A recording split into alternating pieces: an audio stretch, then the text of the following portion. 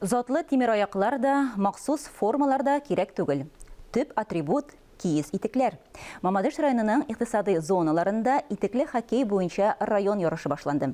Җиңүчеләр төп кубок өчен 6 февральдә Мамадышта узучы Sunny Fest Бөтенроссия креатив чаналар фестивалендә уйнаячак. Вадим Шырыков туган ягы Шәҗҗи җирлегендә итекле хоккей буенча зона ярышлары узачагын белгәч, Казан шәһәреннән кайтып җиткән. Авыл мәктәбе янәшәсендәге боз майданында киеренке көрәштә катнаша. Мин моны ишеткәч инде Казаннан кайттым. Командалар бик көчле, җыйнысы әзерләнгәннәр, җыйнысының да җиңәсе килә, финалга үтәселәр килә. Без үзебезнең командабызны җиңүенә ышанабыз, җиңербез дип уйлыйбыз. Әллә ни кыйммәтле киемнәр дә, затлы тимер аяклар да кирәкми бу бәйгегә. Бар да гади генә.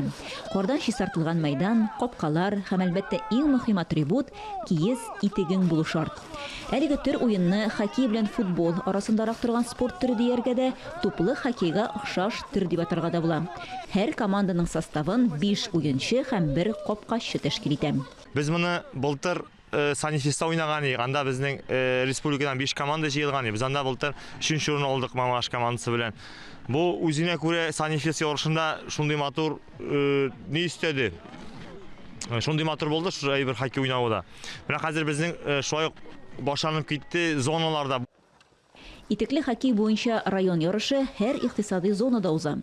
Шәҗҗигә боз хуҗаларыннан тыш Күйек Яракса, Түбән Шүләнгер, Кәләвеш җирлекләреннән килгәннәр иде. Үз зонасында җиңү яулаган беренче команда булып Шәҗҗи хоккейчылары танылды. Алар 6 февраль көнне Мамадышта узучы Sunny Fest Бөтенроссия фестивалендә төп кубок өчен көрәшәчәк.